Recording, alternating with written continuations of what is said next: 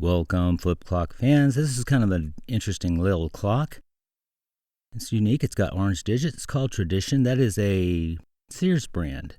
So we're going to go into detail about this clock, about the problems that's inherent in these clocks, and how to take it apart. Well, here's the alarm. Check that out.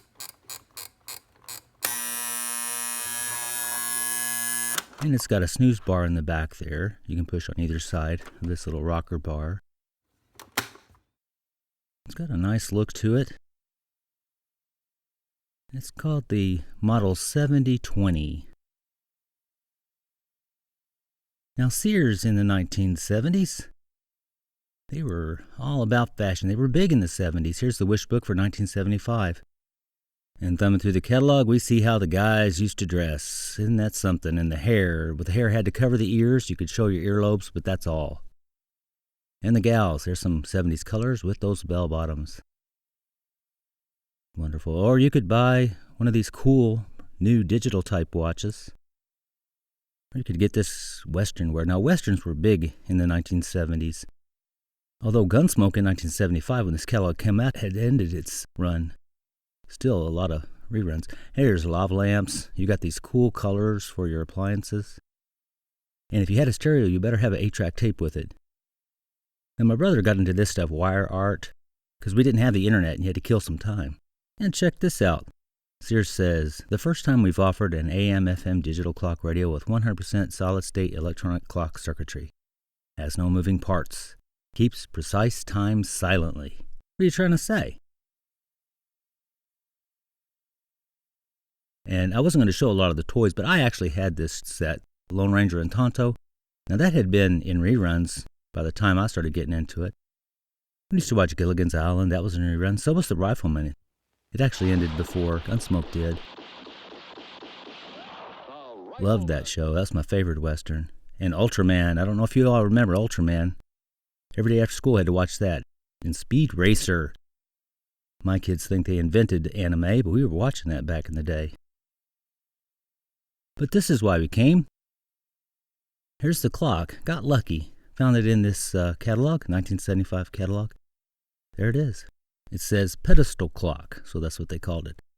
7/8" high numerals. Move on. Flip card display. Front settings. White plastic case. Wood grain look trim. 3 3/4 inch times 9 inch wide. 3-watt 5-foot cord. Warranted. See below. Repeater alarm gives up to 4 wake-up calls. Hong Kong. Weigh 2 pounds and cost you $15.99. So there it is. Pedestal clock. Like I said, never saw it until recently when I got it off eBay. We looked around the internet and we found, hey, in Europe they already had these too. They called them a Safari. That was the brand. And a member of Flip Clock Fans actually posted about a Safari clock when we were talking about this particular clock. And you can see it's in a beautiful orange color.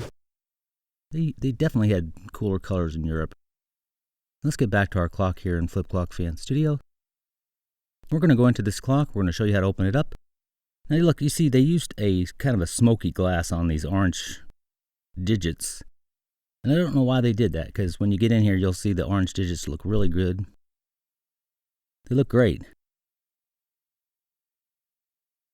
We've got to remove the pedestal first. Now there are 3 screws here, these 2 and this one. That's for the mechanism. You don't have to undo those. Now when I got this clock off eBay, they said that the alarm wasn't working. I believe someone must have depressed the snooze bar, and the time has to advance before that'll work again. But there was a major problem. We're going to talk about that in detail. Now to get this open, you got to pull on the cord here to get the bottom started.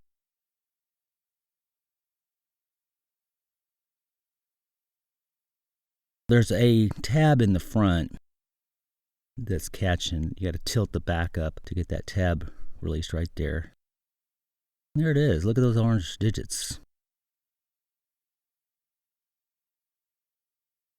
Got the yellow whirligig going round and round. And that was the problem. That right there was floating around in the case. Come to find out, that's actually a common problem. So 2 people on flip clock fans told me they had the same problem. There's the sleep. That's the sleep function there on the left. When you advance the clock, it goes off. It's all mechanical. So we're going to look at this and see what I had to do to get it fixed. Now this motor itself is kind of a knockoff of Copal motor. Not quite as good as a Copal motor, but it's really close. Now to get it apart, you need this pocket cut down monkey wrench. I love this thing. It really comes in handy. It really gets the job done on these clocks. And you can find it on Amazon somewhere. Now I can't get to it there, so I'm going to have to take the mechanism off. So I should have went ahead and take these screws out anyway, but I wanted to show you where those were at.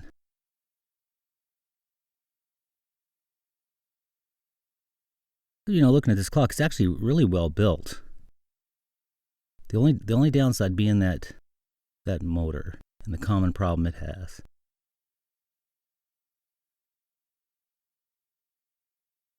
I'm going to break loose these nuts, and thankfully someone did not torque them down too much.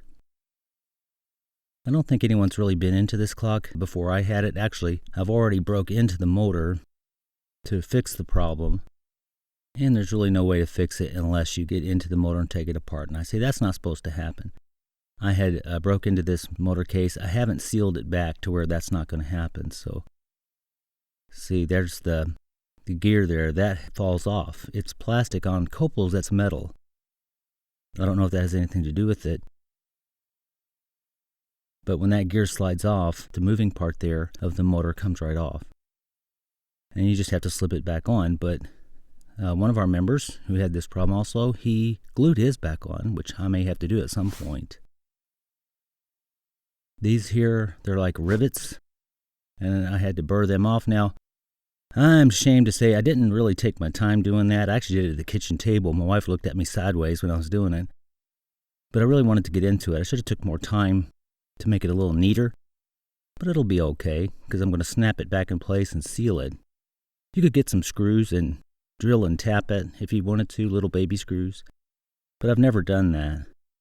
So anyway, you snap it back in place. And you might seal that. You can seal it with like fingernail polish or something that you could undo at some point.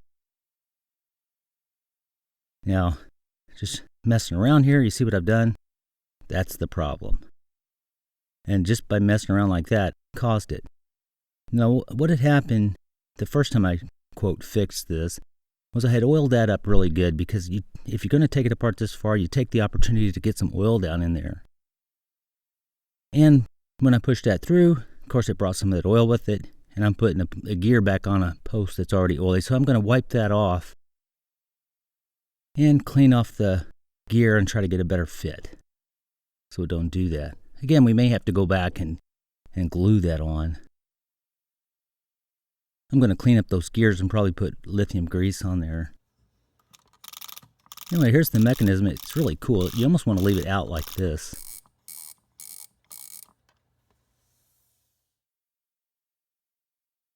And there it is, the Sears Tradition Model 7020.